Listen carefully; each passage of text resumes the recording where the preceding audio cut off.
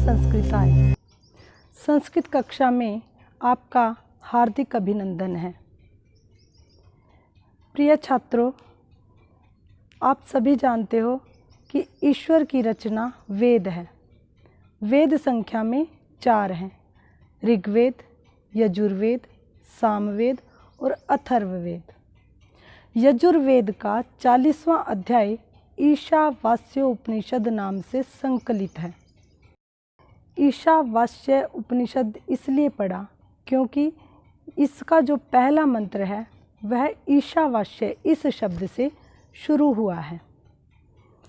ईशावास्य उपनिषद में जो मंत्र संकलित हैं उनमें से 7 मंत्र हम अपने इस द्वादशी कक्षा के संस्कृत की पुस्तक में पहले अध्याय में पढ़ रहे हैं, जिस पाठ का नाम है विद्या अमृतम अश्नुते, अर्थात विद्या के द्वारा अमरता अश्नुते प्राप्त होती है।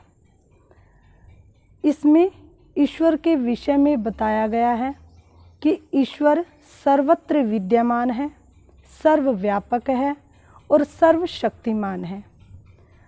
इसमें मनुष्य को बताया गया है कि हे मनुष्य, तू इस संसार की सभी वस्तुओं का भोग त्याग पूर्वक कर, क्योंकि सभी वस्तुएं और यह संसार, यह सभी इन सभी में ईश्वर का वास है।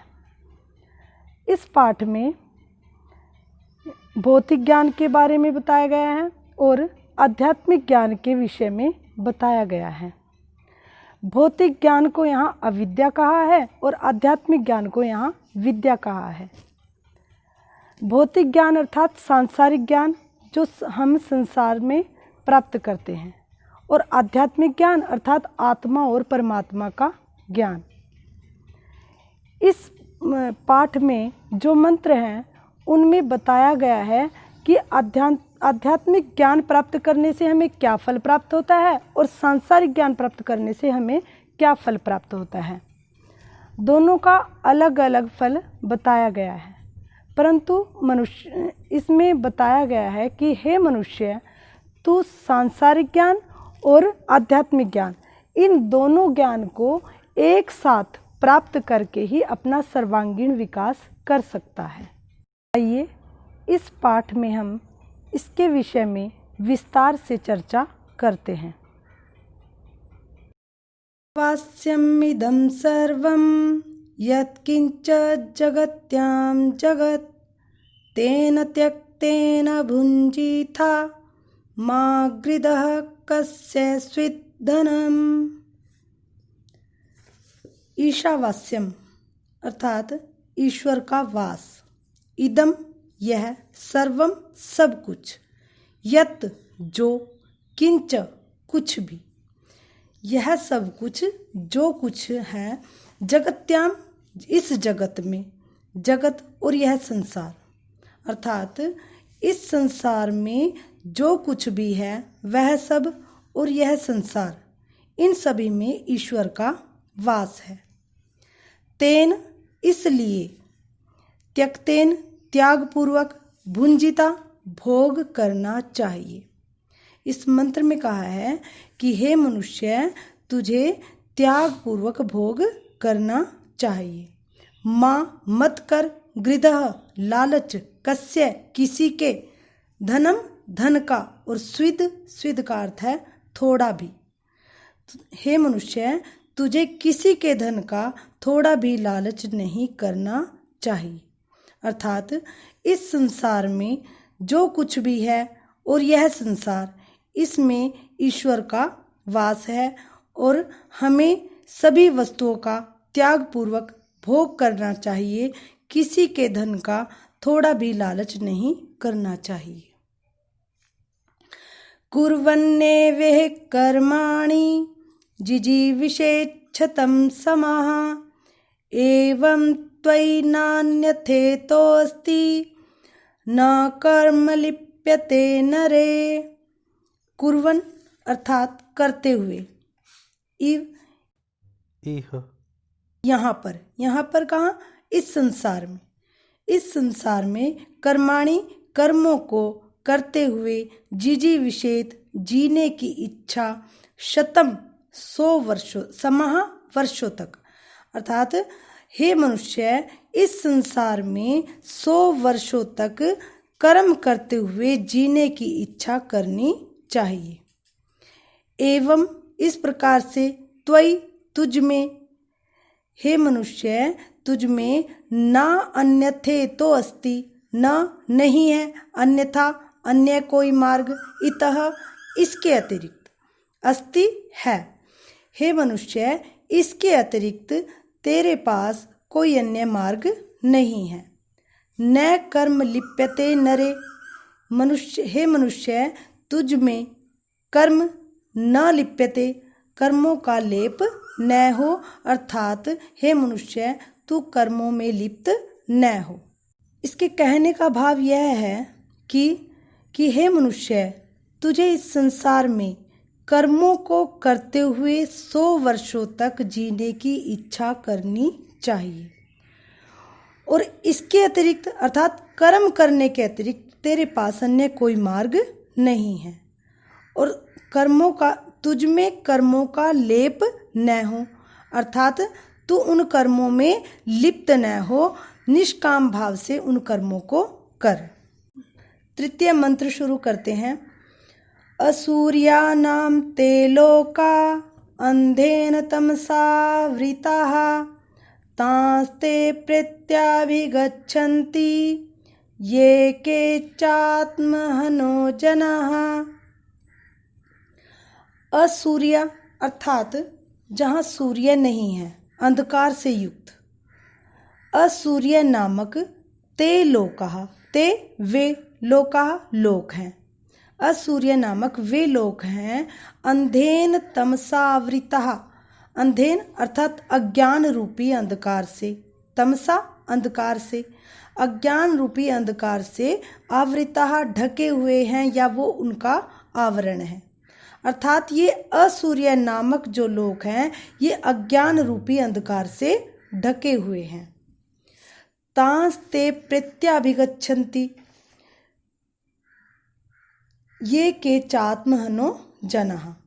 अंतिम पंक्ति से शुरू करते हैं यहाँ से कि ये केचात्महनो जनः, ये जो के कोई भी, जो कोई भी, जनः लोग, आत्महनः अपने आप की हत्या करते हैं या आत्महत्या करते हैं। ते वे, तांस उन लोगों को, उन किनको, असूर्य नामक लोगों को, प्रत्यय मरने के पश्चात अभिगच्छन्ति प्राप्त करते हैं।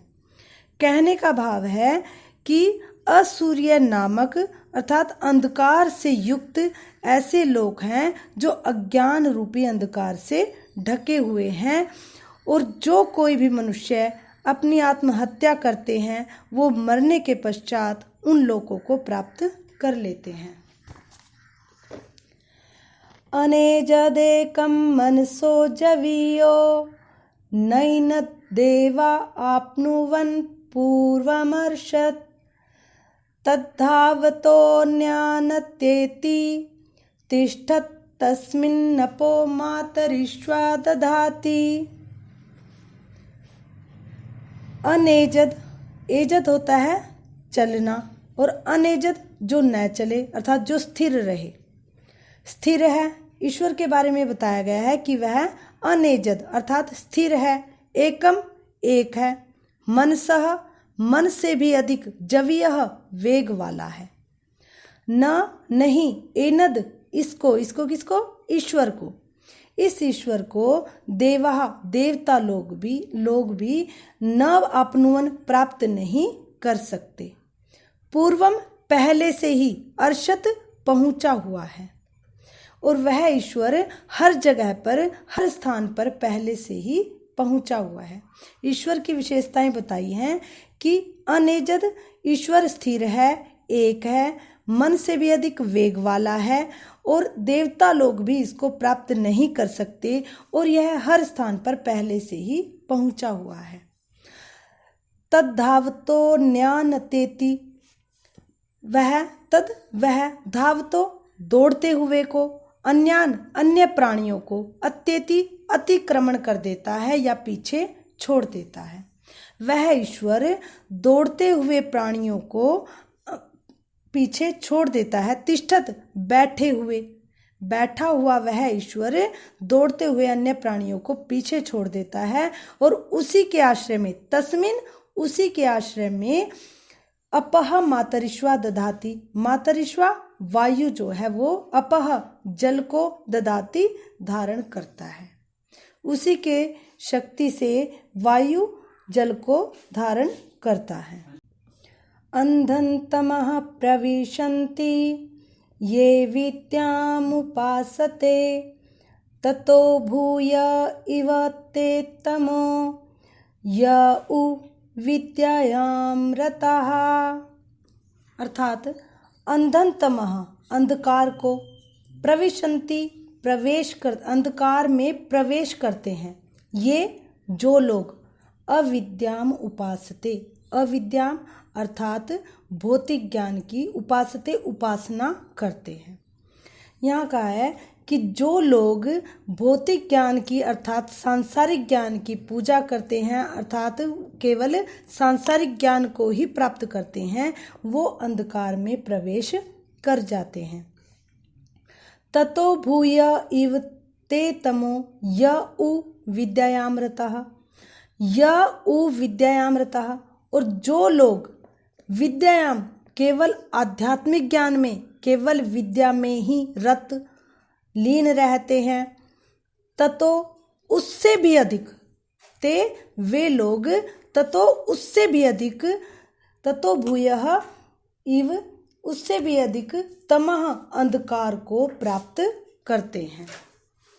कहने का भाव है कि जो लोग केवल सांसारिक ज्ञान को प्राप्त करते हैं वो अंधकार में प्रवेश कर जाते हैं, और जो केवल आध्यात्मिक ज्ञान अर्थात विद्या को में ही लीन रहते हैं वो उससे भी अधिक अंधकार, उससे भी अधिक घोर अंधकार में प्रवेश कर जाते हैं। देवाहुर्विद्यया अन्यदाहुरविद्यया इति शुश्रुमधीराणाम् येनस्तद्विचक्षिरे। अर्थात अन्यत अन्य एव आहु कहा गया, आहु का अर्थ है यहाँ कहा गया है विद्या के द्वारा, विद्या के द्वारा जो फल प्राप्त होता है, अन्यद आहु वह अन्य प्रकार का कहा गया है। अन्यदाहुर अविद्या, अविद्या के द्वारा अर्थात सांसारिक ज्ञान से जो फल प्राप्त होता है उससे वह अन्यद आहु अन्य प्रकार का बताया गया है। अर्थात विद्या और अविद्या से प्राप्त होने वाला फल अलग अलग प्रकार का बताया गया है। इति शुश्रुमा, ऐसा हमने शुश्रुमा सुना है, किनसे? धीराणाम विद्वानों से। ये नस्तद्विचक्षिरे, जो उन्होंने किसने? विद्वानों ने, नह हमें, विचक्षिरे स्पष्ट रूप से बताया है। ऐसा हमने उन विद्वानों के द्वारा उनका उपदेश सुश्रुमा सुना है कि आध्यात्मिक ज्ञान से अलग प्रकार का फल प्राप्त होता है और भौतिक ज्ञान अर्थात सांसारिक ज्ञान से अलग प्रकार का फल प्राप्त होता है। विद्यां च यस्तद्वेदो भयं सः अविद्यया मृत्युं तीर्त्वा विद्यामृतमश्नुते। विद्यां च अर्थात विद्या अर्थात आध्यात्मिक ज्ञान, अविद्या भौतिक ज्ञान या सांसारिक ज्ञान। आध्यात्मिक ज्ञान और सांसारिक ज्ञान, इन दोनों को यह जो व्यक्ति या जो तद वेदो उभयम, वेद में प्राप्त जान लेता है, उभयम दोनों को, सह एक साथ, जो मनुष्य आध्यात्मिक ज्ञान और सांसारिक ज्ञान को एक साथ जान लेता है वह मनुष्य अविद्या के द्वारा अर्थात सांसारिक ज्ञान के द्वारा मृत्यु को तीर्त्वा तैर करके अर्थात पार करके, विद्या आध्यात्मिक ज्ञान के द्वारा अमृतम श्नुते अमरता को प्राप्त कर लेता है। अर्थात विद्या का ज्ञान और अविद्या का ज्ञान, सांसारिक ज्ञान और आध्यात्मिक ज्ञान दोनों ही मनुष्य के लिए जरूरी है। जो मनुष्य विद्या और अविद्या दोनों का ज्ञान एक साथ प्राप्त कर लेता है, वह मनुष्य अविद्या के द्वारा मृत्यु को पार करके विद्या के द्वारा अर्थात आध्यात्मिक ज्ञान के द्वारा अमरता को प्राप्त कर लेता है। हमने द्वादशी कक्षा के प्रथम पाठ विद्या अमृतम अश्नुते का अध्ययन किया है। इसके बाद नए पाठ के साथ फिर मिलेंगे। धन्यवाद।